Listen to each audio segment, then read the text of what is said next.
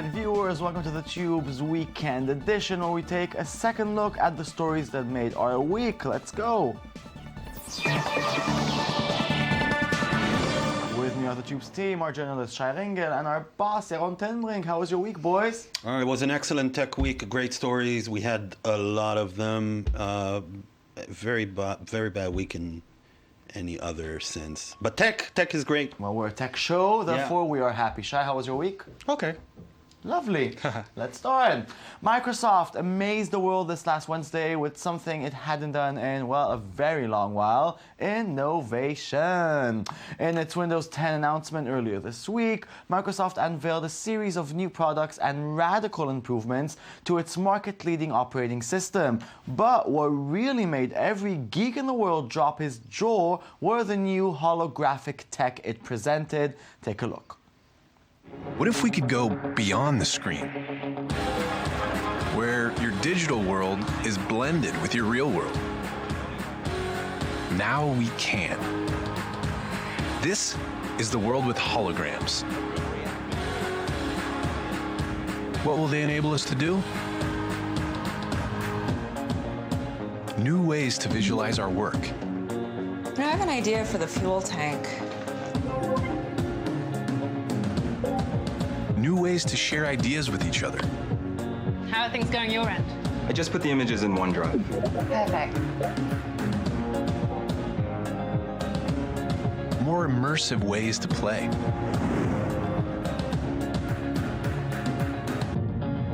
New ways to teach and learn. So put the new trap in the place of the old one. Now what? And tighten here and here. New ways to collaborate and explore the places we've never been.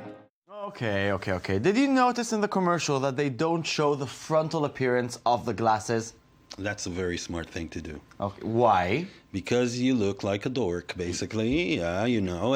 I think that was one of the major problems Google Glass had. Mm-hmm. And they are solving it in two ways. First, they don't show you how stupid you look with it. Mm-hmm. But second, and even more important, this is not some kind of glasses you should wear the whole day. Mm-hmm. They're basically a different kind of platform, different kind of module for you to control your computers at home or at the workplace. So this is very specific for very specific things. It's not something that, it's not like wearable technology in the sense that it goes with you everywhere and you wear it all the time. Yeah, in the bottom line, it's a really small shift of mind and not a very big difference in the essence of it. It's a huge difference, I think. Is it? Help us go... I don't understand why not. It's a pair of glasses that will help you connect with your computer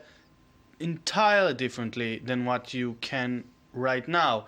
Think of it as, holograms. It's something we've been talking about for a long time. And if Microsoft can really pull it off, it can be a game changer. They just need to pull it off. What's the if? We haven't tried the thing yet. Some tech journalists did try it. They said that it's very impressive, but it's a long way to go, as was the Oculus Rift a year ago. Yeah, but this product is not for sale yet. But it's gonna be possibly this year. They are talking about the Windows 10 time frame, which means 2 to 3 years, which is not that far away. If Windows 10 will be in that time frame, they are looking to make it a part of the Windows 10 family. Okay, let's talk really shortly, like 3 sentences each, about Microsoft and their other announcements. What did you think about I think it was an amazing evening because Microsoft is really reinventing itself under the guidance of CEO Natala. I mean, he's doing a great job. We haven't ever seen an announcement from Microsoft with so many innovations in it. Microsoft is now an innovator. This never happened before. Yeah, Microsoft stopped thinking of itself as that company that sells Office and started thinking of itself as the company that should lead the future. Every tech company wants to do it. Google and a lot of other companies are investing tons of money at it, and they are not that far away. And now Microsoft is joining the game, and they are very welcome. And they have the operating system to support it. Yeah, exactly. And they have the operating system, and now it seems like they are thinking in the right direction. Windows 10 may be the Windows that everybody was looking forward to. Yeah, well, amen. I like when things succeed. Yeah. That's me. Okay, it was a huge week for the startup nation, with Israeli startups raking up more than 100 million funding dollars in just 2 days. Among the local heroes were Early Sense, who raised $20 million for their groundbreaking patient monitoring technology, most of it directly from Samsung. Other startups that joined the party were ad monitoring startup TK with $16 million and mobile ad measurement startup Apps Flyer with $20 million. Check them out. In a world full of smartphones, smartwatches, and smart asses, why are app marketers still using links that are so, well, dumb? Different links for each platform. Different links for each app store. And different links for each scenario, because where you link to often depends on whether or not someone has a specific app installed. Even after all this effort, dumb links often lead to a broken user experience. Which means with dumb links, you're losing valuable opportunities, valuable customers, and lots of your valuable time. But what if you could generate just one link that could do everything hundreds of dumb links can do and a lot more? Introducing OneLink, one smart link to rule them all. It's super simple. The next time you're generating links for things like mobile campaigns, email newsletters, social networks, and user invites within an app or anywhere else, let Apps Flyer generate your one smart link, and bam! You've got the only link you'll ever need. Well, hooray, good news. But let's think for a moment, what's the significance of all this money and success to the Israeli startup scene anyway? I think it's there's a huge significance. I mean, this slew of new founding rounds, the amounts of money going in are insane. I think there's definitely, the world sees Israel as an innovator. The Israeli startups keep delivering innovations, keep delivering very smart apps and very smart solutions.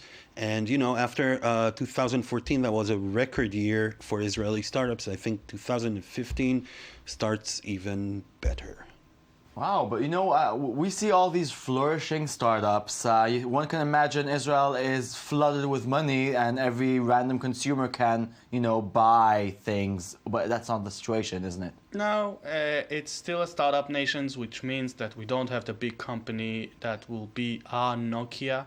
A lot of companies sell and a lot of companies raise money, but you don't see that one company that will really change the game. For now, there are some companies who were tried to be bought and they decided to keep it on their own, which is a good thing. But you see a lot of Israeli companies that are dealing with a lot of productivity, which means a lot of things that they're not thinking about, inventing the future, but using today's tools to make new and better tools for the consumer.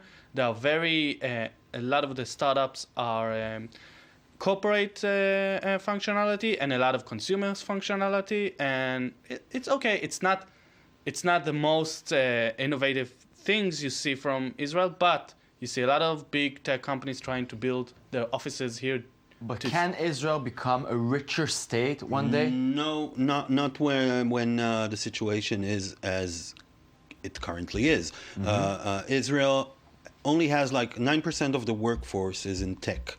So that's just not enough to make any significant difference to the lives of many Israelis.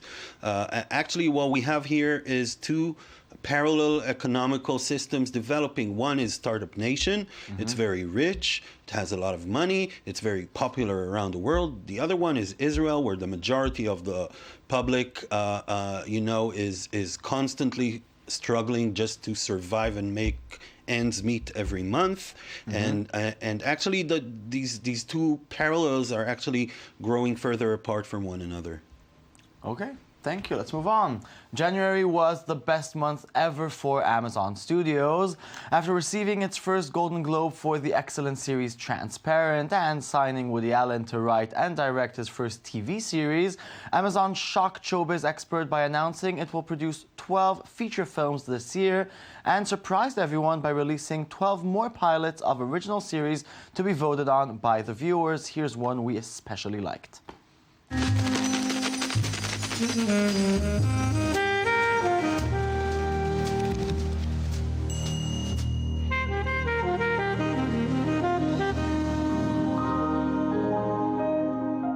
This kind of experience would be no way possible 10 years ago because public was not ready. But now they're so tired of everything. I think that we can only change this world if we change consciousness.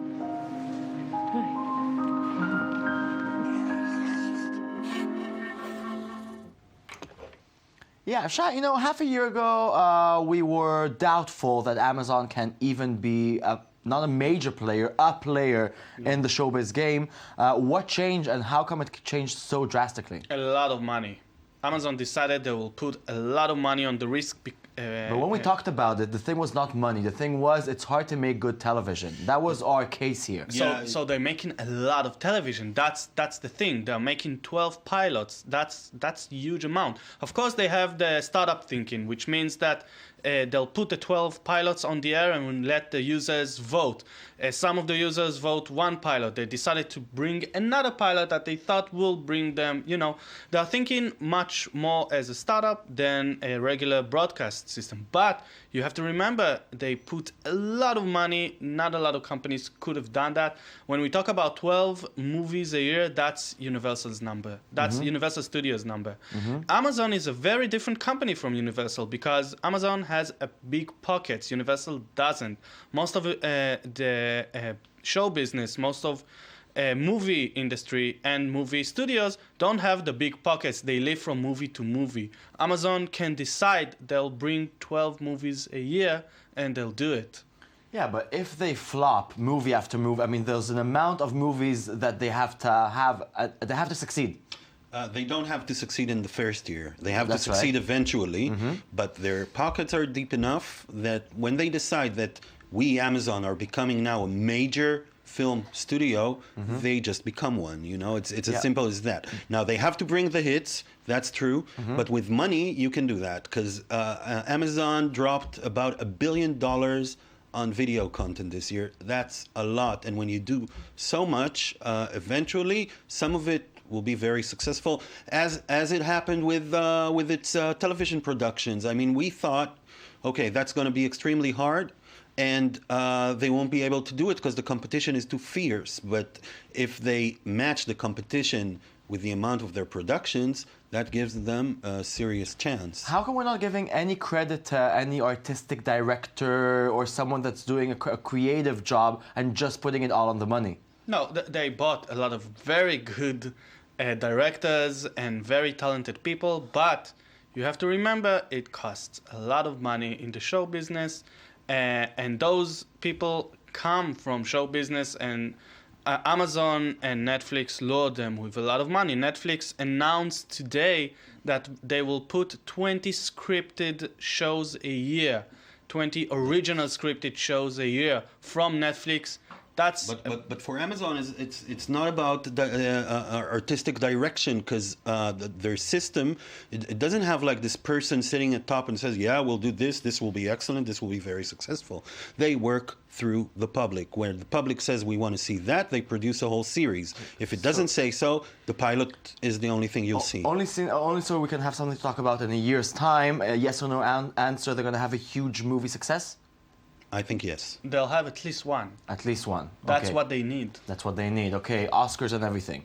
Maybe. Maybe. Okay, Roman Atwood is a comedian known for his YouTube pranks, but he outdone himself this time as he fulfilled the dream of a lot of people and filled his house with plastic balls. Hey, what time are you gonna be back tonight? Later, I'm guessing around dinner time, like early this evening. Okay, cool. I think I'm gonna do something with the kids. I just don't want to sit here all day. Okay, that sounds good.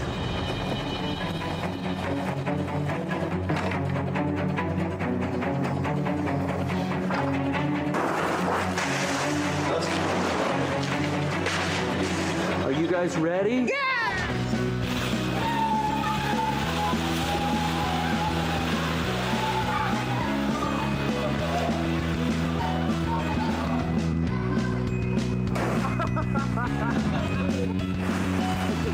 Everybody really quiet.